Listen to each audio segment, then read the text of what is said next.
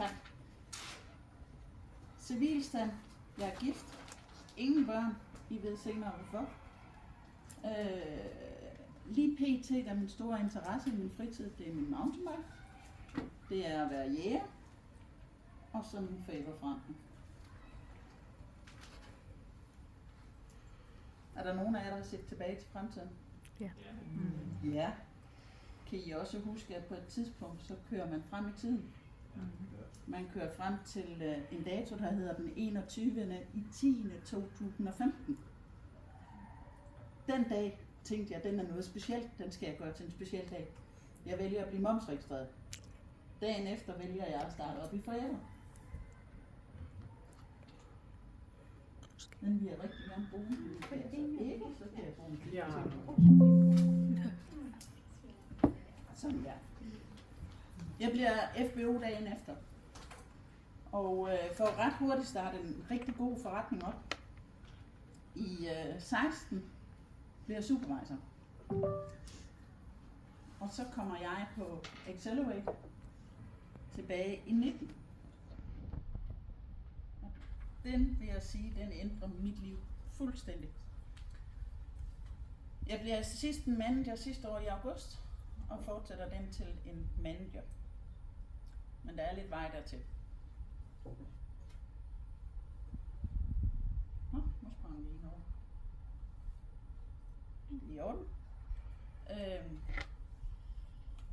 Og så er det, man bliver forvirret og tænker. Så. Men pyt nu, hvad med det. Det lå nok ikke lige i kortene, at jeg skulle være forever-forhandler. Jeg har taget en søfartsuddannelse. Der er så langt fra søfartsuddannelse til cremer og kosttilskud. Jeg er ubefaren skibsassistent fra Svendborg Søfartsskole til bad i tidernes morgen. Og efter min søfartsskole, så begyndte jeg at springe faldskærm. Der er stadigvæk rigtig, rigtig langt til cremer og kosttilskud. Det var faktisk sådan så, at jeg blev den første kvindelige tandemmaster i Danmark. Og besad den titel i 7 år, indtil jeg stoppede med at springe faldskærm. Jeg tog til USA tilbage i 2000. Kunne faktisk stort set ikke noget engelsk. Men fik alligevel kæmpet mig igennem en uddannelse som tandemmaster. Og inden jeg nåede tilbage til Danmark, så var der nogle tøser, der ringede mig op og siger, at Dorte, vi vil gerne have dig med på et firmandshold. Inden for faldskærmssporten, der findes lige så mange sportsgrene, som der gør i alle mulige andre sportsgrene. Der er en masse forskellige discipliner. Og firmands, det var ikke lige det, jeg dyrkede. Nu var jeg jo blevet tandemmaster, og jeg havde sprunget storformation. Det var det, jeg var rigtig god til. Men de her 3 andre tøser, der nu havde ringet mig op og spurgt, om jeg ville være med på et firmandshold. Vi lavede det her firmandshold af den ene årsag, at vi skulle vinde det hjem. Så vi tog til Spanien, fandt en træner og trænede en stak faldskærm. Kort tid efter vi kom hjem fra Spanien, tog vi til Sjællandsmesterskaber. Vi havde lige en enkelt stand-in, fordi at det er lidt svært at få det til at passe ind i en dagligdag og skal tage en masse fri til en masse konkurrencer. Men vi vandt Sjællandsmesterskaberne i 01. Vi blev kun nummer 2 til Jysk-Fynske mesterskaber. DM vandt vi og opløste vores hold, fordi så havde vi jo noget det, der var planen. Hvad skulle vi så? Så begyndte jeg at rejse rigtig, rigtig meget med min faldskærmssport. 2006, der blev jeg kærester med min nuværende hovedsponsor, som I nu også ser på billederne her. Eller vi tog i hvert fald til Rusland og sprang faldskærm derovre. Jeg så et logo og siger, hvor hører det logo til henne? Der skal vi da til næste år. Så i 7 var vi i Venezuela og springe faldskærm. Og vi tog til USA, og vi har faktisk rejst rigtig meget verden rundt med den her faldskærmssport. Og hvor kommer Forever så ind i verden her? Ja, det er mig. Jeg startede jo op som forhandler. Jeg vidste ikke en pind om de her produkter. Og jeg gik ud og satte produkterne på bordene, og så skal vi prøve os frem. Og jeg solgte faktisk rigtig, rigtig godt, for jeg solgte for 2.000 til 6.000 kroner hver gang jeg var afsted. Og jeg anede intet om, hvad jeg havde med at gøre. Men det fungerede jo, så det fortsatte jeg med. Jeg var rigtig, rigtig hurtig til at smutte forbi min sponsor. Hun var ikke sådan lige den, der synes, det var rigtig, rigtig sjovt, det her med at skulle forhandle produkter. Hun synes, det var mere sjovt at skulle købe dem hjem til sig selv. Så jeg måtte gøre det sådan lidt opfinde selv, hvordan jeg kom videre. Mere eller mindre. Men tilbage i 19, der kom jeg på Accelerate.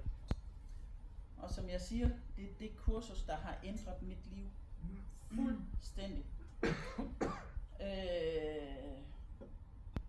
Jeg vågner op over i Arizona efter vi havde været afsted en dag, hvor vi havde været ude og klatre og ude og lave nogle forskellige ting og sager. Og havde blandt andet om eftermiddagen set en video, hvor der var en dreng, der havde haft et traume, og inden det gik rigtig langt op i hans liv, før han kom ud af det traume. Jeg var ikke klar over, at jeg havde haft et traume, men det opdagede jeg. Min krop havde simpelthen fuldstændig fortrængt, at jeg havde været ude for nogle grimme ting og sager. Men i løbet af den første nat, så opdager jeg så, at jeg vågner op fuldstændig badet i koldsved og ligger og ryster og kulder og tuder og har det virkelig, virkelig dårligt. Og om morgenen så kommer Greg hen til mig, og så siger han, Dorte, har du sovet godt? Nej, siger jeg så, det har jeg ikke. Jeg har det som om, der er et isbjerg derinde i mig, er væltet rundt. Det var den bedste måde, jeg kunne forklare det her på engelsk, hvordan jeg havde det. Så den her tur til USA gav mig meget mere end bare forever. Den gav mig også en viden om, hvordan jeg har haft det. Jeg brugte faktisk 1,5 år på at lige komme igennem det her traume. Jeg skulle lige igennem, hvad jeg egentlig selv har oplevet, på at komme videre. Efter 1,5 år, så satte Google en challenge op. Den, der kan sponsorere 2 personer inden 1. januar, kan få en tur til Dubai, ned i Kims lejlighed. Og det hørte jeg den 30. november. Og den 1. december sponsorerede jeg den første. Og de skulle lægge 4 cc hver. Og et par dage efter sponsorerede jeg den næste, fordi jeg havde bare sagt, den tur, den er til mig. Og det var den. Så vi var 3 fra teamet, der tog en tur til Dubai. Fed oplevelse. Kan jeg kun anbefale. Derefter så skulle jeg jo til at gå efter den her assistant manager. Men inde i mit hoved, så var der nogen, der havde sagt til mig, at jeg skulle være assman. Ja. Og assman, det ville jeg ikke være.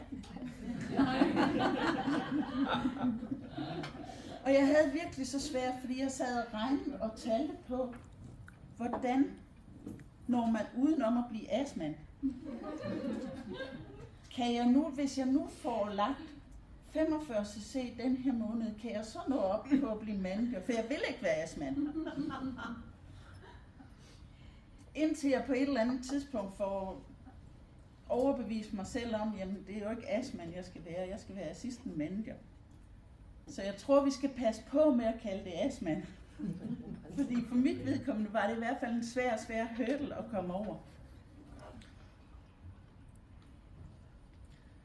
Så ved jeg ikke, om I kan huske det, men da de var på Eagle Retreat sidste år, der fik de jo så at vide, at heatlotion udgik.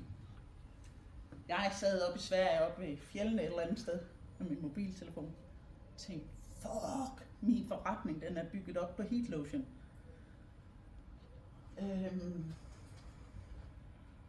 Og tænkte bare, men jeg holder ferie, jeg har ikke tid til det her, hvad gør jeg? Så jeg konstruerede en sms, der lød bare, som der står her, heatlotion udgår 17. december. Holdbarheden er indtil 26, det kunne jeg jo se på den, jeg havde med. Hvor mange skal du have? Jeg hamstrer nu, jeg ved ikke, hvor længe vi har dem. Jeg havde kunder, der bestilte 5, jeg havde kunder, der bestilte 10, 15, 25 og 50 heatlotion af gangen. Jeg bestilte 50 heat lotion hjem til at starte med. Det var 3cc gratis fragt. Så jeg bestilte halv time efter, så bestilte jeg 50 heat lotion mere, for de var solgt. Dagen efter bestilte jeg 50 heat lotion mere. Jeg nåede alt i alt at bestille for 11 cc heat lotion i oktober måned sidste år. Jeg var ikke i Danmark. Jeg kom hjem fra Sverige, og fra Sverige af, så havde jeg lige 3 dage hjemme til at pakke heat lotion og sende ud af døren. Og så skulle jeg videre til Nordirland på jagt. Så jeg havde vildt travlt med at få sendt heat lotion ud af døren og få pakket. Det var sådan, så jeg til sidst så fik jeg dem sendt ned til min mor, så måtte hun dele alle dem ud ned på Fyn, der skulle deles ud dernede, fordi jeg kunne simpelthen ikke nå at følge med. Så alt i alt så nåede jeg selv for 22 cc i oktober måned sidste år. Selv. Og jeg var ikke i Danmark. Og blev manager.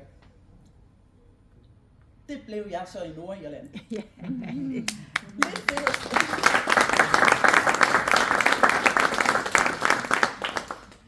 Så jeg stod i London, da jeg blev manager, og Bodil hun ringede til mig, og vi ønskede mig tillykke, da jeg stod inde på et eller andet fint museum. Jeg har ikke tid til at snakke med.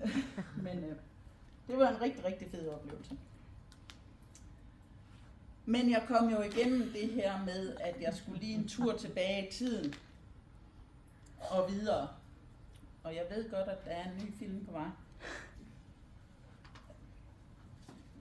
Men så var jeg jo blevet manager og var kommet igennem alt det her. Så tog jeg ned til Kim her i foråret.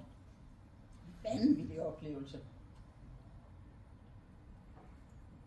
Og for at holde gang i min forretning nu, fordi nu har jeg jo ikke den her heat lotion. Jeg er stadigvæk de her 5cc aktiv, som jeg hele tiden har været.